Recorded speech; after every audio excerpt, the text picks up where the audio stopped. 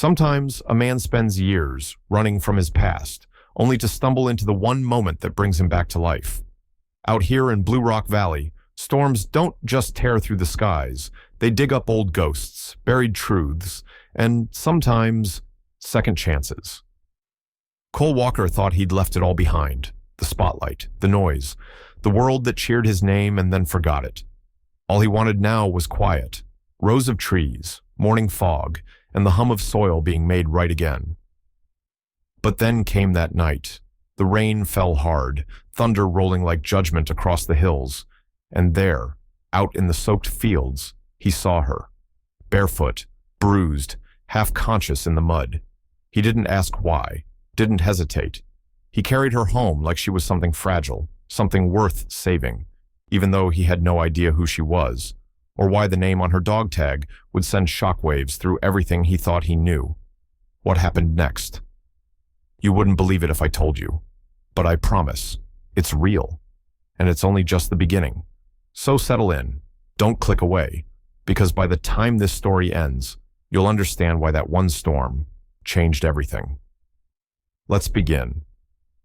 Thunder cracked like a rifle shot across the Blue Rock Valley sky, echoing off the distant ridgeline as rain began to hammer down in sheets.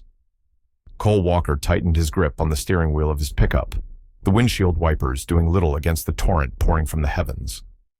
The road into his family's estate had turned to a slurry of mud and gravel, slick enough to make even his four-wheel drive grunt in protest.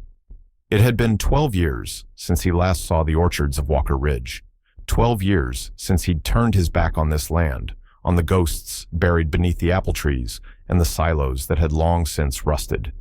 But a letter had come, a thin, yellowed envelope bearing the sharp, familiar signature of his father's old attorney. The message inside was short, formal, and disconcertingly final. Your father left instructions that you return to the property at once. It is a matter of inheritance and possibly legacy. Your presence is required. Regards, Mr. Treadwell, Esquire, Legacy. The word had hung heavy on his chest for weeks. Now, as lightning lit up the sky like a flashbulb and the power lines buzzed in protest, Cole wondered if coming back had been a mistake. The farmhouse came into view through the driving rain, 2 stories of weathered white clapboard, perched between a grove of sycamores and a battered silo. The place looked smaller than he remembered, worn, but somehow it still stood strong against the storm. He parked by the barn, engine idling as he stared at the house. The porch light flickered, barely cutting through the downpour. In the passenger seat, the duffel bag he hadn't unpacked since Boston sat like a silent challenge. Cole ran a hand through his soaked hair and took a breath. Before he could move, a sharp crack echoed from the east pasture. Not thunder this time, something else. Cole stepped out into the storm, boots sinking into the mud as he squinted into the darkness. The rain stung his face, his flannel shirt instantly clinging to his skin. That's when he heard it, barely audible beneath the storm, a low, broken sob. His heartbeat kicked. He moved fast, instincts overriding hesitation. Down past the split-rail fence and toward the east orchard, where floodwaters pooled between rows of trees. A weak flash of lightning revealed something on the ground, barely distinguishable from the shadows.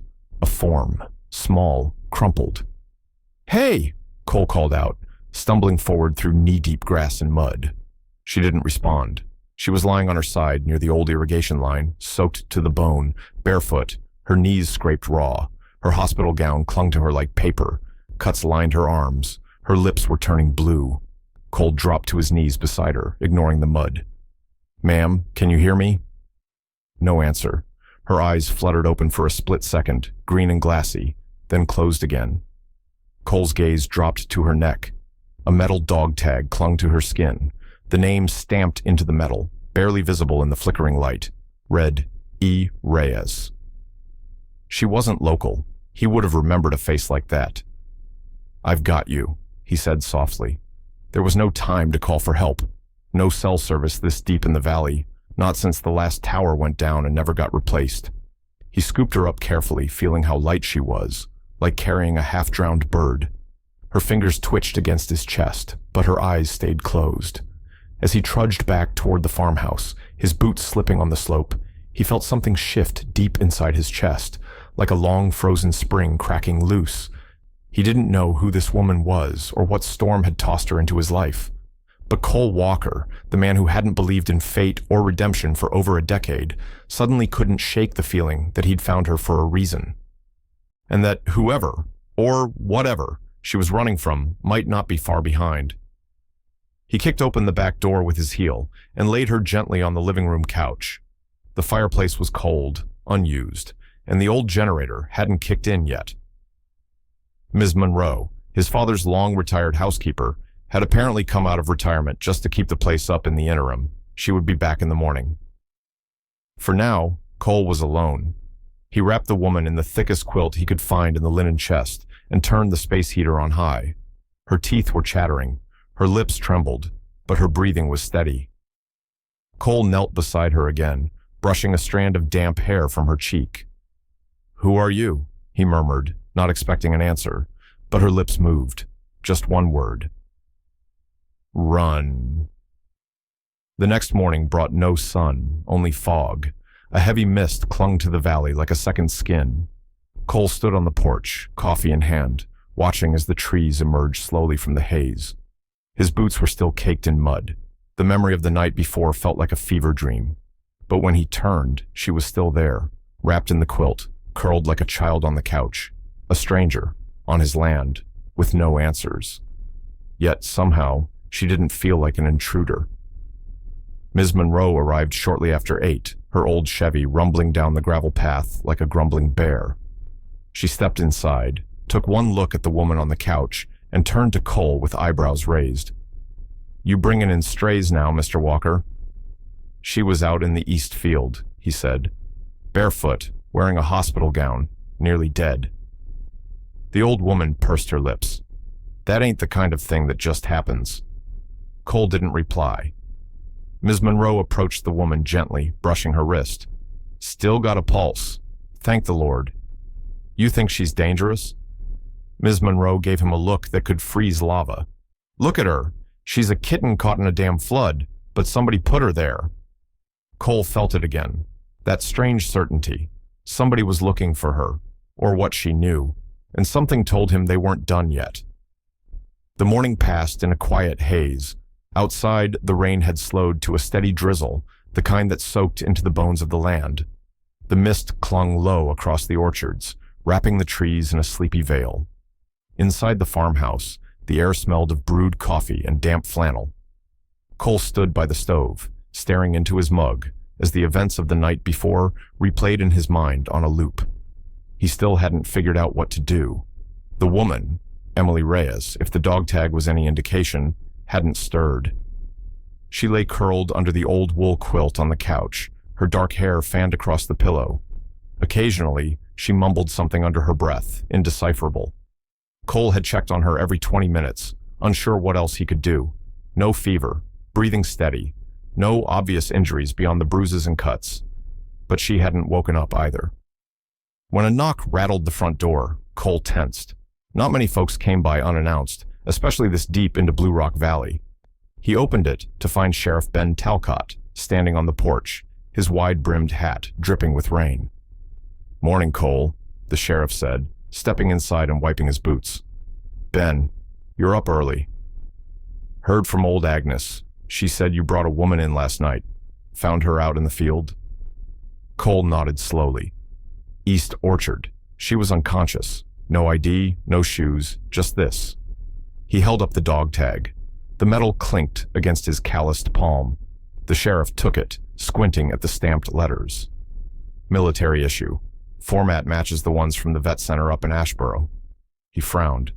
"Nobody's reported anyone missing. Not yet, anyway." "Could she be one of theirs?" "Maybe. But why would she be way out here alone, barefoot in a damn storm? And why hasn't anyone come looking for her?" Cole didn't have an answer. "She hasn't woken up yet." "Mind if I take a look?" Together they stepped into the living room. Emily was still asleep, her face pale, bruises more visible now under the soft morning light. The sheriff studied her for a long moment, his mustache twitching thoughtfully. "She looks young, late 20s. Cole nodded. She been saying anything? Muttering, nothing I can make out. As if on cue, Emily shifted under the quilt. Her eyes fluttered open, unfocused. She blinked slowly, then winced as she tried to sit up. Hey, easy, Cole said, moving to her side. You're safe. You're in my home. She looked at him, confusion clouding her face. Her gaze jumped to the sheriff, then the room, as panic flickered across her features. Who am I? She whispered. The sheriff and Cole exchanged a glance. We think your name is Emily Reyes, Cole said gently. You had a dog tag with that name. I don't remember. Her voice cracked. She reached up, touching the back of her head. Why can't I remember? Tears welled in her eyes. Cole handed her a glass of water, and she took it with trembling fingers. The sheriff cleared his throat. Miss Reyes, I'm Sheriff Talcott. I need to ask you a few questions, but we can take it slow. Do you remember anything about how you got here? Any faces? Places? She shook her head, clutching the glass. It's blank. Everything. Sheriff Talcott stepped outside to radio in the situation. Cole remained with Emily, keeping a respectful distance. After a moment, she glanced at him. You found me? In the orchard. You were alone. Thank you. Her voice was barely above a whisper. You're safe here, Cole said again. That night, Cole sat in the kitchen, staring at the dog tag, as Ms. Monroe prepared soup in the background. She's been through hell, Agnes said softly. You can see it in her eyes. Girl don't even know her own name. I don't know what to do, Agnes shrugged. Keep her warm. Keep her safe. Answers have a way of finding their way back. Later, after checking the windows and locking the barn, Cole stepped outside into the cool night. The wind had picked up again. Clouds moved fast across the moon. He walked toward the barn, flashlight sweeping across the yard.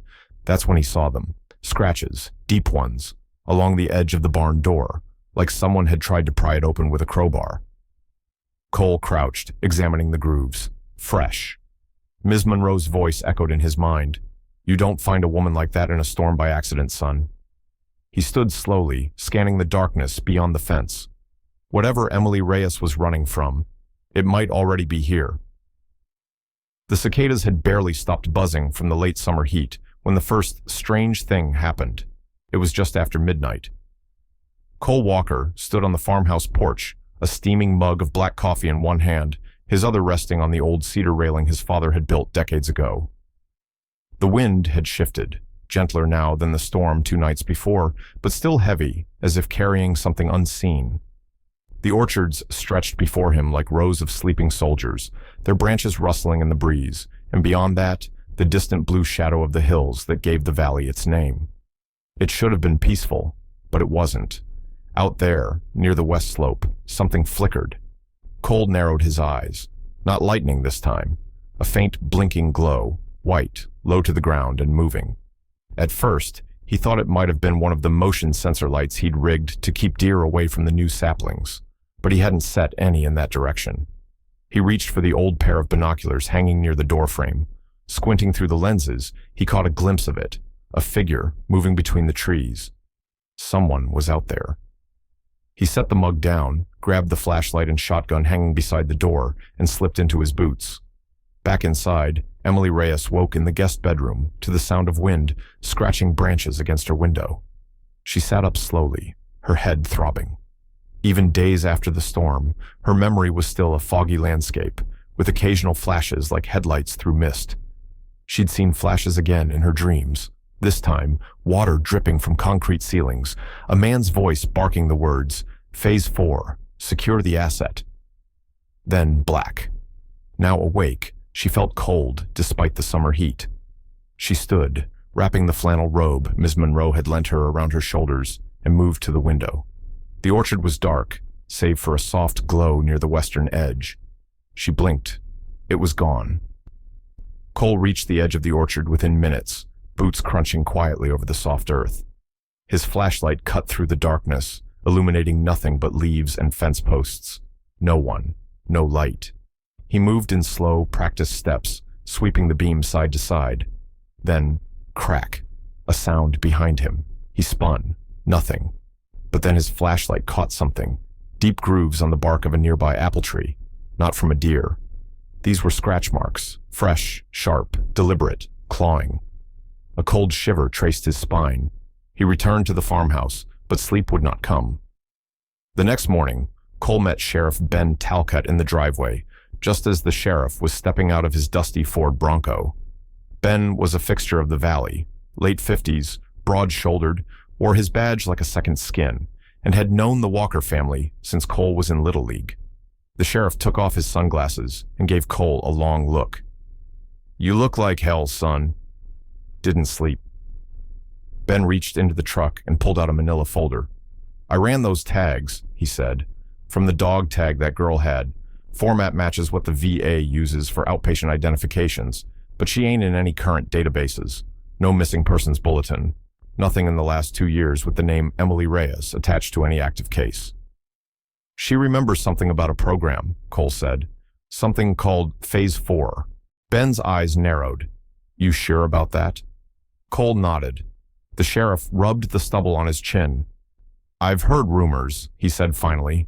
"VA working with defense contractors to run closed-off experimental therapies, especially after the war on terror mess left the system overloaded, PTSD programs, memory erasure, stuff that borders on science fiction." "Is that legal?" Ben snorted. "Nothing's legal when the paper trail's been burned. You think she was part of that?" "She was supposed to testify," she said. "Then she went on the run. That's all she remembers." Ben looked out toward the orchard. "Well, that explains a lot, and it sure as hell means someone might be looking for her." That night, after dinner, Emily sat on the porch steps, staring at the sky. She held a glass of water in one hand and a pencil in the other. A blank sketch pad sat on her knees. Cole watched her from the doorway. "You draw?" "Not usually," she replied, eyes never leaving the paper. "But I keep seeing things, not memories, more like flashes. And when I try to write them, they slip away. But when I draw, they stay." He stepped closer. She had drawn something haunting, a concrete hallway, long and windowless, lined with flickering fluorescent lights. "I've seen this place," she whispered. Cole didn't know what to say. Then she turned the page and showed him another sketch. This one of a man's arm, tattooed with a barbed wire design and a watch, military issue. "I think he was guarding me," she said, "but he wasn't kind." Cole's jaw tightened. They both heard it at the same time, a creak of wood coming from the barn. He stood instantly. "Stay here." Cole approached the barn with caution. The large wooden door was slightly ajar. He shined the flashlight inside. Hay scattered across the floor, a broken rake, the scent of oil, and something new, a small device lying near the center of the floor. It was a listening bug, military grade. Cole picked it up and stared at it. Then he noticed the claw marks again, this time on the inside of the barn door. Same depth, same pattern. That night, he bolted every lock on the doors and checked the windows twice. But still, sleep came reluctantly. And in her room, Emily dreamt again. Only this time, she was screaming through a dark hallway, red lights flashing overhead, and voices calling out her name. She awoke drenched in sweat. The next morning, Ms. Monroe pulled Cole aside while Emily was resting. "You know what I think?" she asked, handing him a cup of tea. "I think God doesn't send people like her into your life by accident." Cole raised an eyebrow. "What are you saying?" "That girl didn't just wash up in your field, Cole. Someone put her there, or maybe she ran, and this place was the only safe thing she remembered." He looked out across the orchard, wind rustling the branches. "Then I've got to make damn sure it stays that way." But he couldn't shake the feeling that someone was still watching. And deep in the woods past the orchard, a man with a barbed wire tattoo lit a cigarette, checked his watch, and muttered to the wind, "Phase 4, asset located. Initiating retrieval protocol." The morning after the orchard incident broke crisp and clear, with the smell of dew-drenched earth hanging in the air. Cole stood at the edge of the burned north pasture, staring out at the charred trees and smoldering undergrowth. The fire had been fast and targeted, too fast, too clean. The blaze had stopped just short of the main irrigation line, as if whoever started it knew exactly where to hit without taking the entire orchard. Sheriff Talcott had spent most of the previous night walking the grounds with his deputies, trying to piece together what little evidence remained after the flames.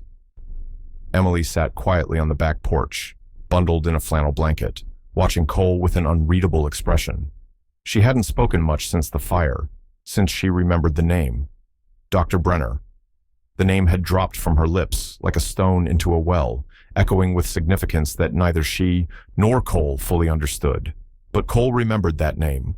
Somewhere in his father's old letters, Brenner had come up, vaguely, a consultant on something called Phase 4. Back in the barn that afternoon, Cole grabbed a crowbar and set to work. He remembered how his father used to lock things up tight, not just in safes, but behind walls, under floorboards, inside hollowed-out beams. Sure enough, behind a stack of rusted horse tack and an old oil drum, one of the wall panels felt loose. He pried it open. Dust flew out in a plume, and inside the dark cavity, wrapped in an old feed sack, was a small metal box.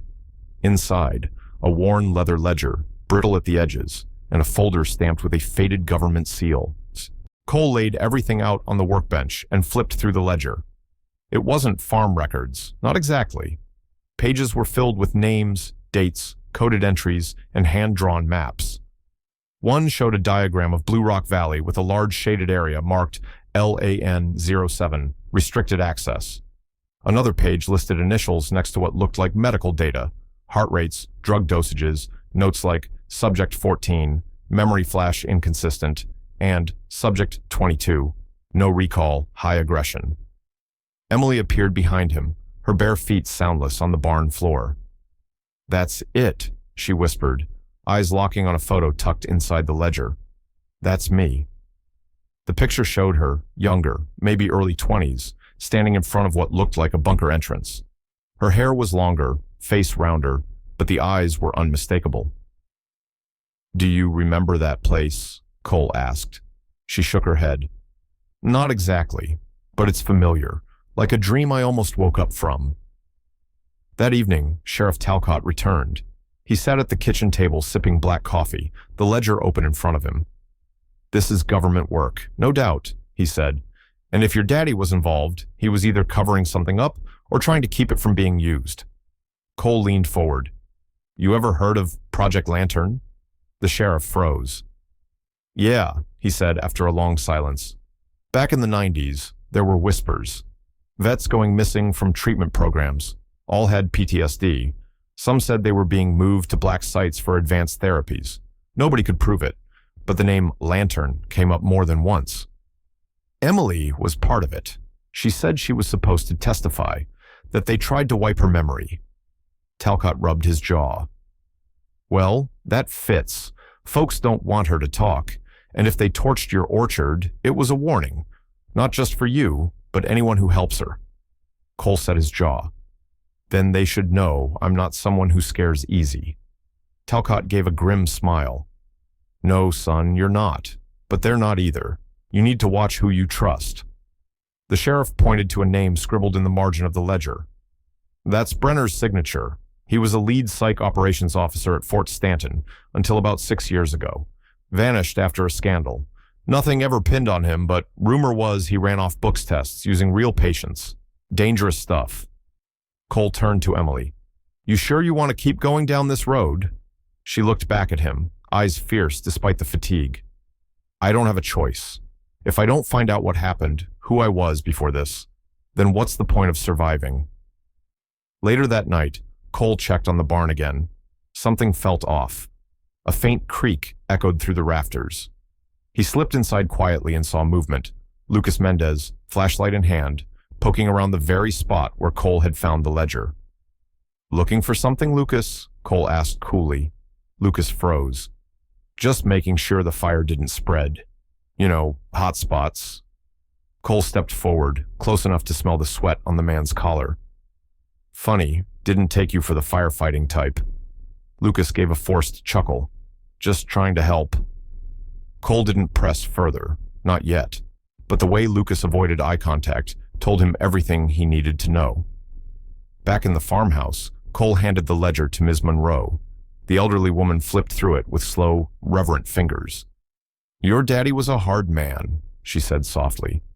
But he tried to do right. He knew something dark lived under this land, and he did what he could to keep it from crawling out. She closed the ledger and looked up at Cole and Emily. Now it's your turn. Whatever this is, it ain't over yet. But you both got the strength to see it through. Just don't let it swallow you, too. Outside, the night wind whispered through the orchard, rustling blackened leaves and carrying with it secrets long buried beneath blue rock soil. Cole stood in the dark, gripping the ledger, knowing full well that the answers they were chasing had teeth and that something dangerous had already begun to stir. The air in Blue Rock Valley had shifted. By the time Thursday night settled over the ridge, the usually serene breeze that carried the scent of apples and cedar through Walker Orchard had turned sharp, restless, as if it too sensed something was about to go wrong. Cole stood on the front porch of the farmhouse, arms folded across his chest, staring out into the darkness. The glow of lanterns flickered inside the house behind him, casting long shadows across the wooden floor. In the distance, the orchard swayed gently in the night wind, whispering secrets he couldn't yet decipher. Inside, Emily Reyes was sketching again. Ever since her first recovered memory, that vision of water dripping and a man's voice uttering Phase 4, she had taken to drawing compulsively, using charcoal and whatever paper Ms. Monroe could scrounge from old drawers. Tonight's image was stark and haunting, a pair of eyes watching from beneath what looked like a floor grate, surrounded by darkness. She didn't remember drawing it until she was finished. They were watching me, she whispered to herself. Ms. Monroe appeared at the door with a tray of chamomile tea. Your hands are shaking again, hun. Drink this. You need to sleep. Emily nodded, but she didn't pick up the cup. Out on the porch, Cole's phone buzzed. Finally, a signal. It was Ruth. Hey, he said, stepping into the night. Thanks for calling back. I just got your message, Ruth replied, her voice tight. Project Lantern. That name's not just military. I saw it once in a redacted case file when I worked compliance at Lyndhurst Defense. It was buried so deep I could barely make out what it was. Cole tensed. What kind of case file? Wrongful death, classified contractor involvement. It got buried with a pile of NDAs.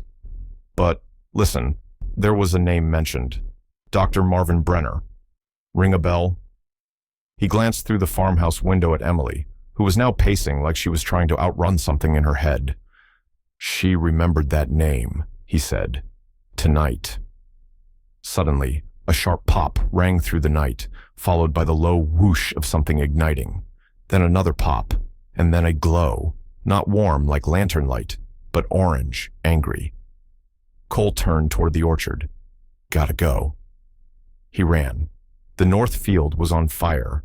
Flames were licking up the trunks of apple trees, their blossoms turned to cinders as smoke poured into the sky. The irrigation lines hissed and popped as heat warped the plastic tubing. Cole grabbed the nearest hose, but the pressure was low. Too low. Someone had cut the main valve. He shouted toward the house. Ms. Monroe, call the fire station. Wake the hands. A few minutes later, 4 ranch hands arrived, pulling water tanks behind a battered work truck. Emily ran toward the scene, but Cole waved her back. Stay with Ms. Monroe. This ain't just a fire. Someone did this. Amid the chaos, Lucas Mendez was nowhere to be seen. The fire took hours to contain. The northern rows were destroyed, hundreds of trees gone.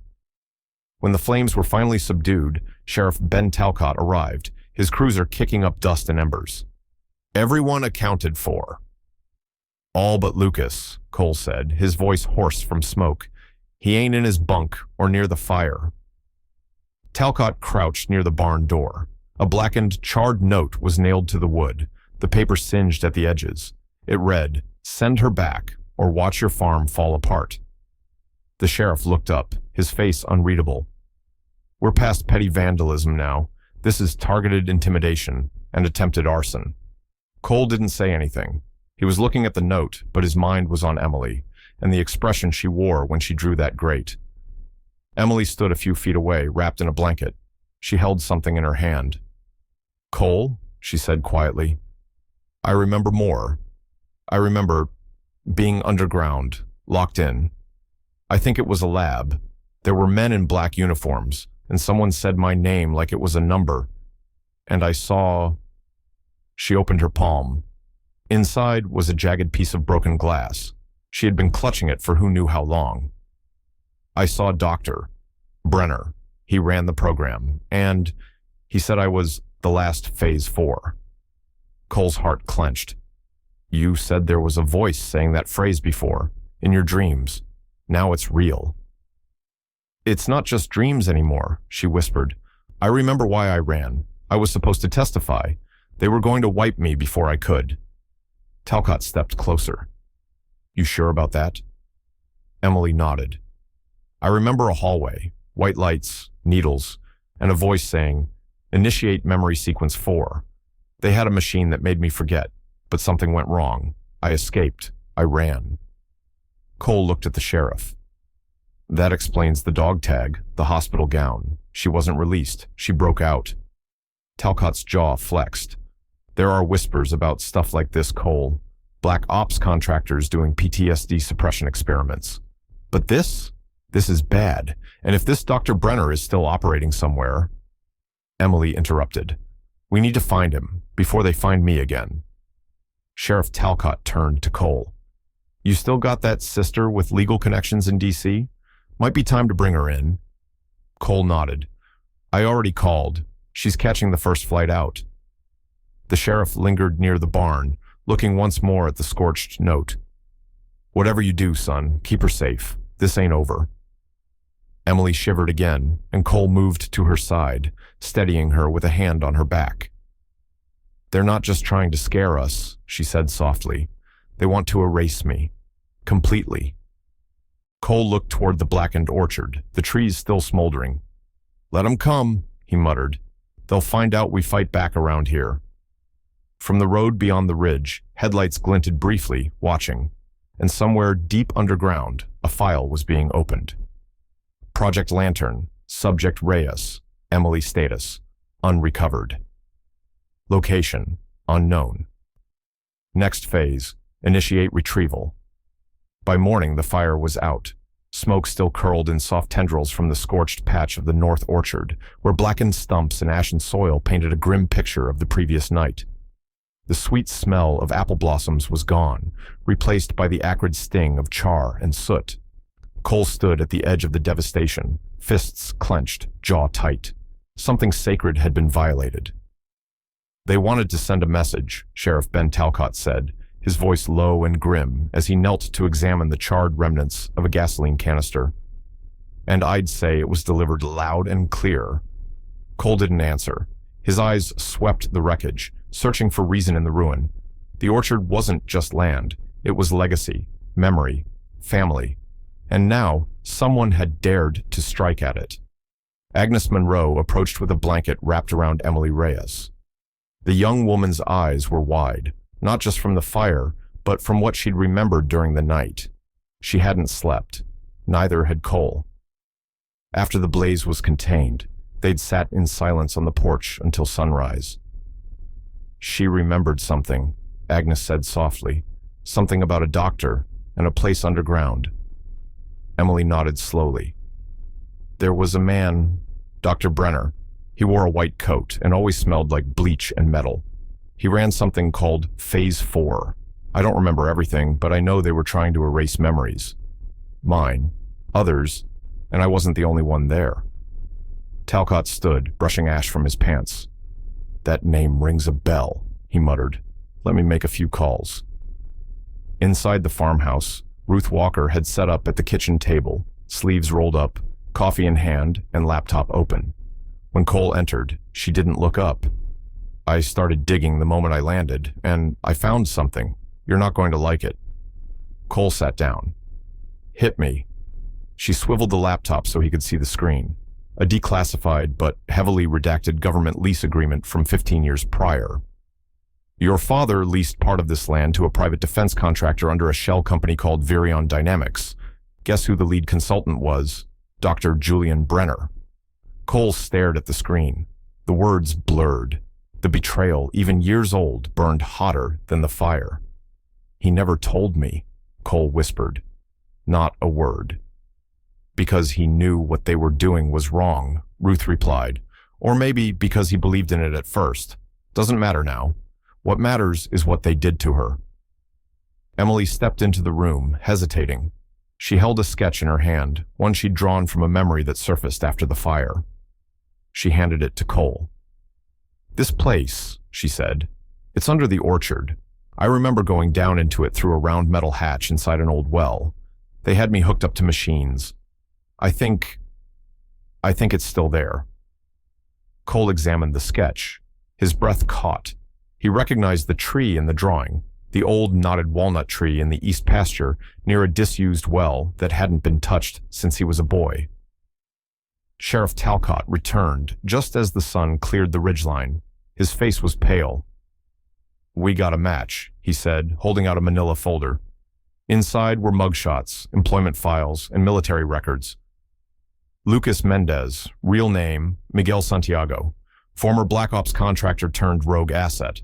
He's wanted by the feds. Worked for Virion until they shut down 3 years ago. Lucas. Cole's voice was hard now. He was here, living under our roof, and now he's gone. "He was looking for something," Ruth said, "and now he knows Emily remembers too much." Suddenly Agnes burst into the room. Her face was ghost white. "She's gone. Emily's gone. I went to make her tea, and when I came back, the back door was swinging open." Cole's heart stopped. Outside, tire tracks carved deep into the soft earth.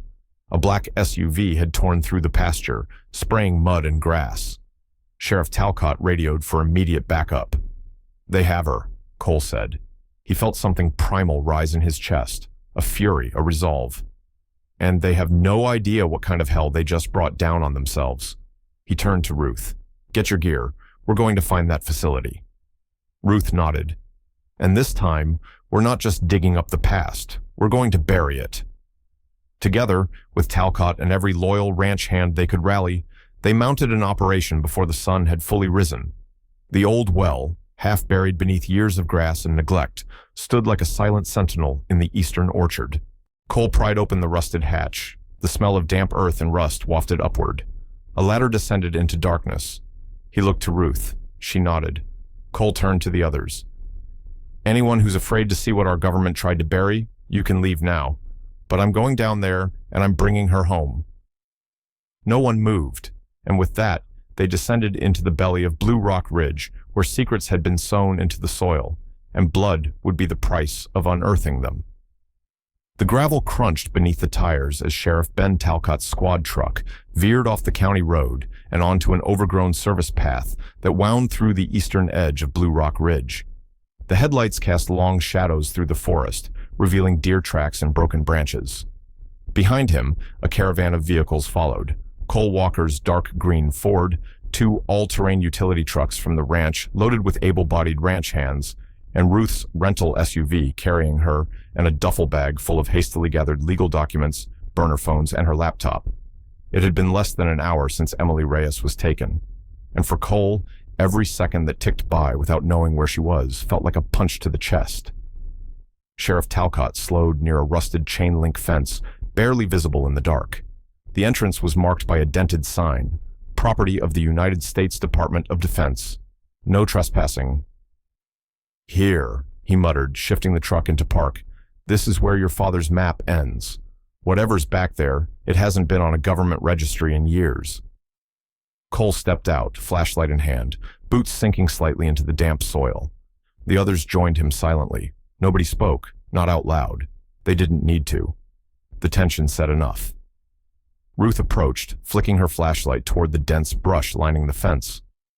The map said there was a side gate, covered in ivy. "Let me find the mark." Within moments, she had it. A faded red stencil on the chain link, half swallowed by vines. With bolt cutters brought by Lucas Mendez, the gate snapped open. They filed through, weapons drawn and senses high. The facility was hidden deep in the belly of the woods, a brutalist structure of concrete and rebar swallowed by decades of unchecked growth. Moss grew over the flat roof, and the only indication of life was a faint electrical hum vibrating in the air. "That humming," Ruth whispered. "Power's still running." Cole's gut turned. That means someone's still inside. Lucas stepped forward, pistol at the ready. There's a side service entrance about 20 feet down this wall. Used to be an air duct port. Follow me. The entry was tight, forcing them to crawl through single file. When they emerged inside, it was like entering a tomb. The hallway was wide, lined with gray tile, fluorescent lights flickering weakly overhead. Faded signage pointed in every direction: medical, observation, storage. The air was cold and stale. It smelled of bleach and dust and something metallic. Cole turned to Talcott. You still with me on this? We're in it now, son, the sheriff said, gripping his revolver. Down the corridor, they found evidence that the facility hadn't been abandoned as completely as they'd thought. Cots were made with military precision. Half-eaten protein bars, a still-steaming thermos, and a pile of ash in a metal waste bin suggested someone had recently burned documents. Ruth opened a door labeled Records. Inside, dozens of filing cabinets had been ransacked, their drawers half open or tossed to the floor. Still, she started searching. Cole didn't wait. He moved forward, down a branching hallway until he came upon a thick metal door with a biometric scanner beside it. To his surprise, the door stood ajar. Someone had overridden the lock. Inside the chamber, sterile and humming with low light, lay Emily. She was strapped to a gurney, wires running from her temples to a bank of humming machines. Her eyes fluttered, unfocused. Her mouth opened and closed silently, like she was trying to form words. Cole rushed to her side, heart thudding. Emily, he said, his voice cracking. I'm here. I found you. Her head moved slightly.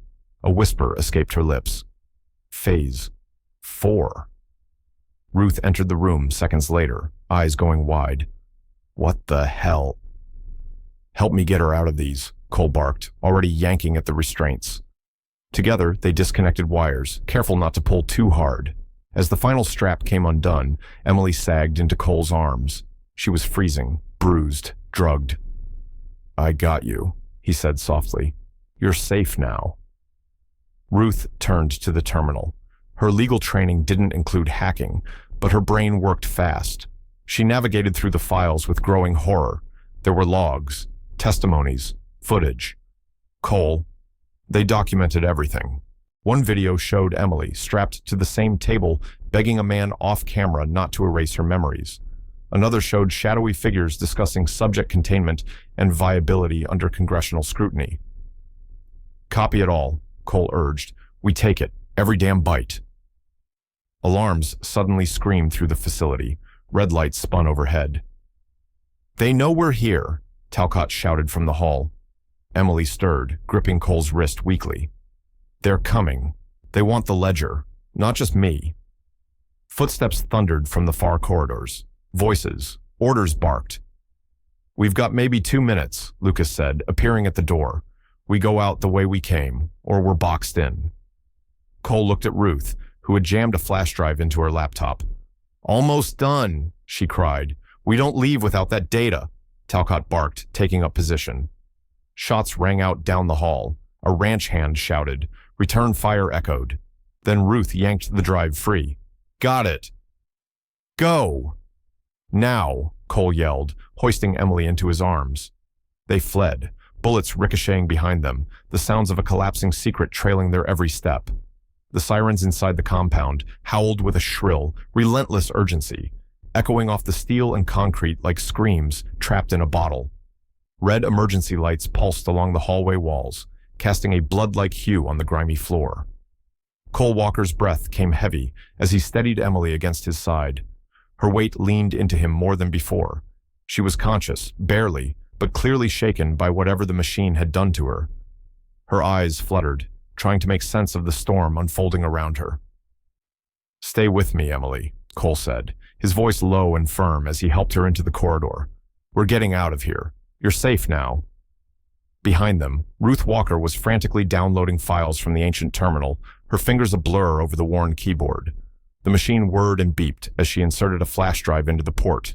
Sheriff Ben Talcott stood behind her, his revolver drawn and eyes fixed on the entrance behind them. Sweat beaded on his brow. You got 30 seconds, Ruth, Talcott warned. We've got movement, shadows in the east corridor. Almost there, she muttered. Just a few more files. These logs, they prove everything. Project Lantern, the memory suppression trials, even references to Brenner's experiments with civilian test subjects. A new sound cut through the wail of the alarms, heavy boots pounding on steel grates. Then a radio squawked. "They're inside," a voice crackled. "Repeat, targets are still in the compound. Lockdown level 2. "Ruth!" Cole barked. "Got it!" She yanked the flash drive free and sprinted from the desk, clutching it in one hand while the other gripped her phone. "Let's go!" They tore down the hallway, dodging rusted carts and abandoned gurneys. Cole carried Emily with renewed urgency, guided only by the emergency lights and the faint blue glow of Ruth's phone flashlight. The compound was a maze, corridors branching into others, stairwells leading to blocked-off levels, doors locked with digital pads long since deactivated. Lucas Mendez appeared at the far end of the hall, rifle slung over his shoulder and face grim. "This way." He waved them toward a door marked Emergency Access, Western Ravine Tunnel. Talcott was the last to reach the door. "They're gaining on us. We've got maybe a minute." Lucas slammed the metal bar, opening the emergency hatch. A gust of damp air hit them, heavy with mold and earth. The tunnel was carved from stone, reinforced with old beams and lined with moisture. "This will take us under the ridge," Lucas explained quickly. "It connects to the edge of the orchard near the old water tank, but it's narrow. We'll have to move single file." They plunged into the tunnel.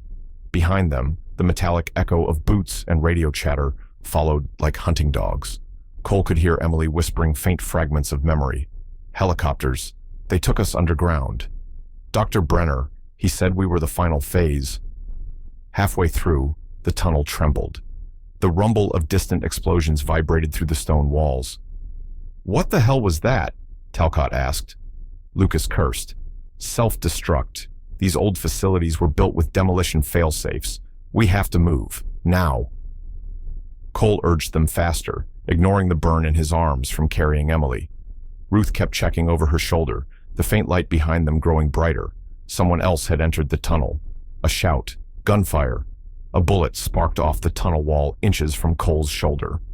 "Go!" Lucas shouted. He dropped to one knee, raised his rifle, and returned fire. "I'll cover you." "No, you're coming with us," Ruth yelled. "This is what I signed up for," Lucas snapped, eyes never leaving the enemy ahead. "Now run." They hesitated, then bolted. Cole felt the earth shifting again, another explosion somewhere deep in the compound. The air turned hot and acrid. They emerged into the western orchard, just as the sun began to break through low morning clouds, casting golden light across the soaked earth. Cole's boots slipped in the mud as he carried Emily across the shallow creek that divided the orchard from the wooded edge. It mirrored the moment he first found her, only this time he wasn't bringing a stranger into his life. He was carrying the truth to daylight. Ruth and Talcott scrambled up the embankment, signaling to a waiting ATV near the fence line. One of the ranch hands stood beside it, rifle ready. "We got him," he called out. "Let's move." Cole placed Emily gently into the back seat, wrapped her in a wool blanket, and climbed in beside her. She looked up at him, eyes cloudy but aware. "You found me. Again," she whispered. "I always will," he replied. The ATV roared to life, racing down the gravel path toward the farmhouse. Behind them, a thunderous boom rolled over the valley. The old military compound, buried beneath Blue Rock Ridge, collapsed in on itself. Smoke curled into the sky like the last breath of a dying secret. Inside the ATV, Ruth clutched the flash drive like it was holy scripture. "This," she said, voice shaking, "is going to burn everything they built to the ground." Cole didn't speak. He looked at Emily, her hand now resting in his, her breath steady. In her eyes, he saw not just the woman he saved, but the storm they had survived, the truth they'd uncovered, and the beginning of something far greater than either had expected. Whatever lay ahead, they were no longer running from the dark. They were running for the light.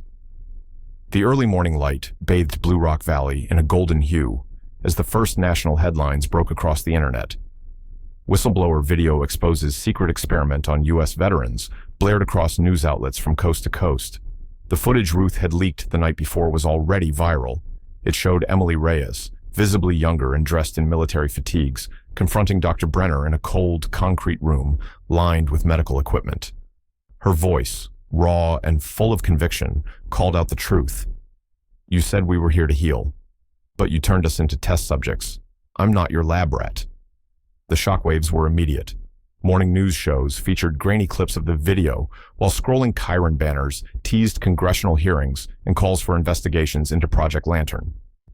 Political commentators debated the legality of private contractors running experimental PTSD treatments on soldiers, and the Department of Defense issued a hasty statement denying any involvement. But it was too late. The genie was out of the bottle. Cole stood on the front porch of the farmhouse, staring across the orchard as the sun crested the ridge. Emily sat beside him on the wooden swing, wrapped in one of Agnes's handmade quilts, a thermos of coffee cradled in her hands. She looked exhausted, but her eyes held a clarity he hadn't seen since the day he found her. "How are you feeling?" Cole asked gently. "Like I jumped off a cliff and I'm still waiting to hit the ground," she replied with a half smile. "But it's better than being lost." Inside, Ruth paced back and forth in front of the TV, which was tuned to a news anchor interviewing a Pentagon whistleblower who claimed Project Lantern was just the tip of the iceberg. Sheriff Talcott stood nearby, arms folded, listening intently. "They're going to come for her," Ruth said. "Not just the media. I mean the people who funded this thing, the ones with something to lose." "They already did," Talcott said, voice grim, "and they failed. Now the spotlight's on. That's our best protection." Emily stepped inside, just in time to hear the tail end of the conversation. "Then we keep the spotlight going. I'm not hiding anymore." Later that day, Ruth arranged for Emily to give a protected interview via satellite to a trusted journalist from Washington, D.C. The news crew set up a makeshift studio in the barn, carefully angling the cameras to keep the location discreet. Emily spoke clearly and bravely, recounting her time at the so-called rehabilitation facility, the methods used to suppress memories, and the moment she realized she was part of something unethical and dangerous. Her interview aired during prime time and ignited a media firestorm. By the next morning, social media was flooded with support. Hashtags like Nogshar, Remember Emily, and Yardshalsar Project Lantern trended for days. Veterans groups rallied around her story, and within a week, Emily Reyes was summoned to testify before a closed-door Senate Intelligence Committee in Washington. Cole drove her to the small regional airport 2 hours away. The morning was foggy, the road winding through stretches of forest and pasture. Emily watched the scenery pass, her fingers unconsciously tracing the edge of the dog tag she still wore. "You don't have to do this alone," Cole said, glancing at her. "I won't be," she replied. "You got me this far. Now I do the rest." Before boarding, she turned and hugged him tightly, whispering, "Whatever happens in D.C., I'll come back. This place, it's home." While Emily was away, Cole worked with Ruth and Sheriff Talcott to secure the farm. With legal help, they filed for whistleblower protections under federal land conservancy laws, ensuring the orchard couldn't be seized or developed due to Emily's case. Within weeks, they received confirmation. The Walker Ranch and its surrounding acreage were now a designated trauma recovery sanctuary. Emily returned to Blue Rock Valley a month later, greeted not with fanfare, but with the quiet peace of home. She was tired, visibly worn from long days under fluorescent lights and behind closed Senate doors, but she was also stronger, anchored. "How'd it go?" Cole asked, meeting her at the foot of the farmhouse steps. They listened, and this time, they believed me. In the following months, the Walker Ranch began to change. With a grant from a newly formed congressional fund for veteran rehabilitation programs, Cole and Emily broke ground on the first trauma-informed agricultural therapy center in the region. Veterans from all over the country began arriving, some in silence, some with stories, but all seeking something only nature and time could offer. Emily, now formally recognized as First Lieutenant Emily Reyes, taught horticulture and mindfulness in the fields where she had once collapsed, broken and hunted. With dirt under her fingernails and sun on her face, she found a rhythm again. Sheriff Talcott, after 30 years of service, announced his retirement. His replacement, a young and eager deputy named Lana Briggs, was sworn in at a small county gathering under the old pecan tree near the ranch. Ruth, who had spent so much of her life in the boardrooms of Chicago, decided to open a legal aid clinic in Blue Rock. She saw firsthand the way rural communities could be exploited, and she wanted to use her skills to prevent that from happening again.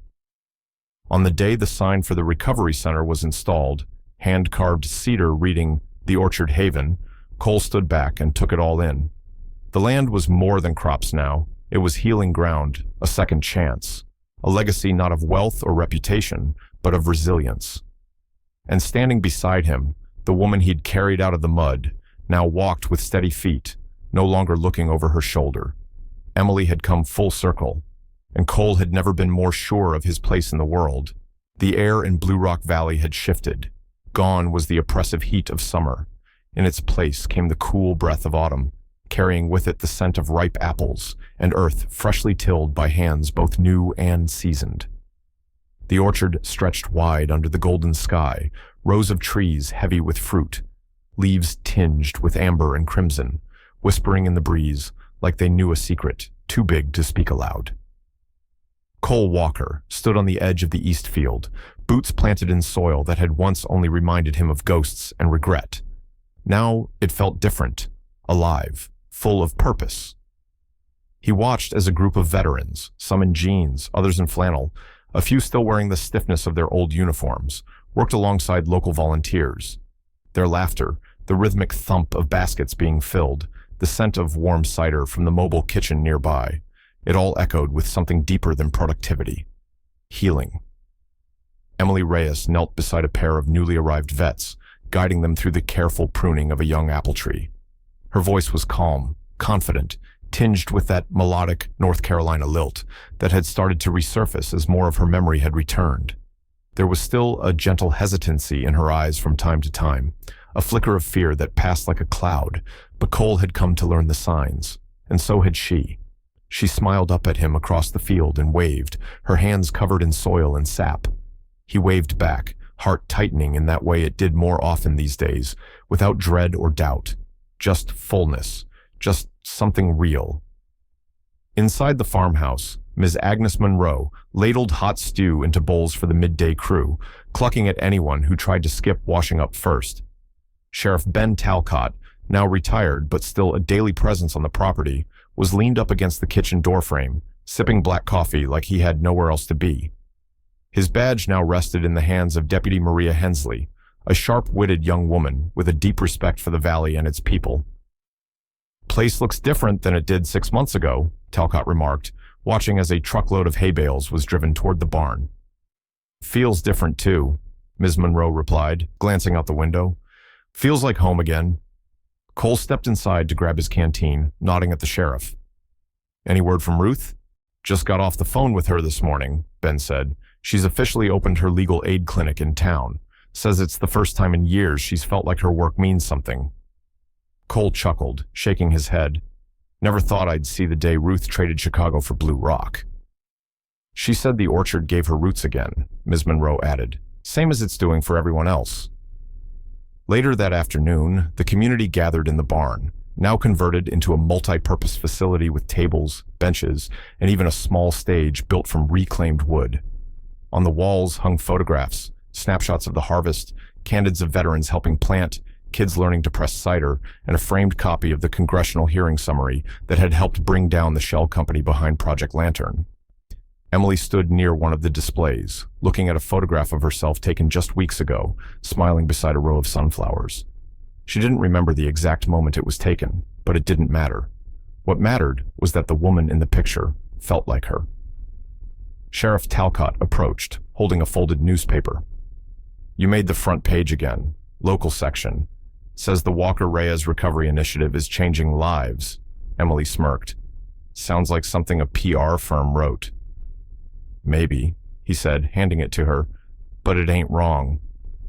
Cole appeared beside her, holding 2 mugs of cider. "Thought you might need something warm." She took the cup, fingers brushing his. "Thank you. For this. For all of it." He leaned closer. "You saved it, Emily, not me." "I don't think either of us could have done it alone," she said quietly, eyes lingering on the photo wall. "I used to think I was broken. that what happened to me would always be the end of my story. But out here, I found the rest of the sentence. Cole smiled. And what's it say? She looked up at him, sunlight catching in her eyes. It says, I belong. Outside, lanterns were strung between the trees for the Harvest Moon Festival, a tradition Ms. Monroe had insisted on reviving. The last time it had been held, Cole had been 17. His parents were still alive. The orchard, still just a farm. Now it was something else, a sanctuary, a second chance. As dusk fell, people gathered with blankets and guitars. Kids chased each other through the hay maze. Veterans sat around the fire pit, swapping stories and quietly helping each other mend things far older than wounds. Emily took the small stage, hesitantly at first, then with growing steadiness. She read a short poem she'd written about the orchard, about starting over. Her voice cracked once, but no one minded. Cole stood at the back of the crowd, pride swelling in his chest. Afterward, he found her near the old maple tree, now surrounded by benches and native wildflowers planted by volunteers. This place, she whispered, it's more than just land. I know, he said. It's the future. He reached into his coat pocket and pulled out something small, wrapped in cloth, not a ring. Instead, a simple brass key attached to a tag that read, Field Shed 3. What's this? A space I cleared out. I was thinking, you could use it for your horticulture therapy sessions, or just a place to write, or think. Emily stared at the key, then at Cole. Her voice was soft. You didn't just find me, Cole. You gave me a reason to stay found. He reached for her hand. Let's build something together, something that lasts. Overhead, the harvest moon rose bright and full over Blue Rock Valley, and for the first time in years, everything felt whole again.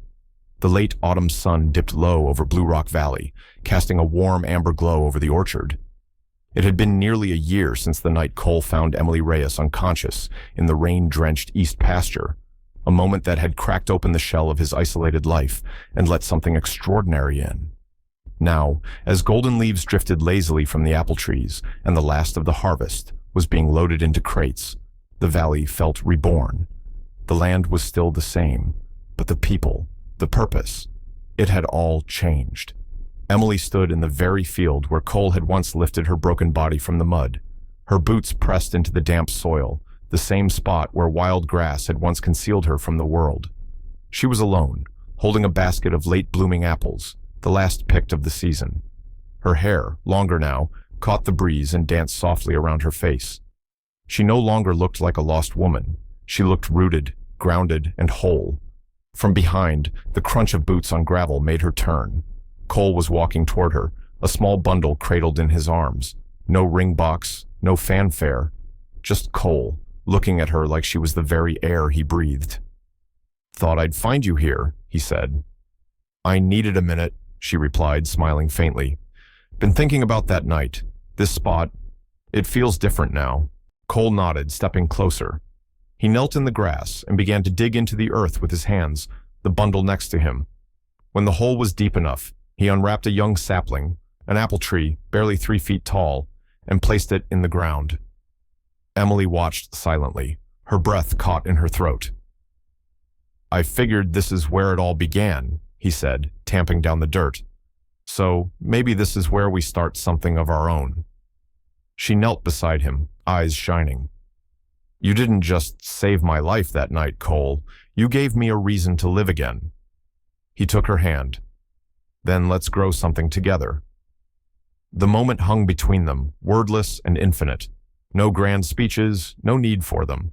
Just two people, changed by storms and fire and secrets, ready to plant a future in the soil of something sacred.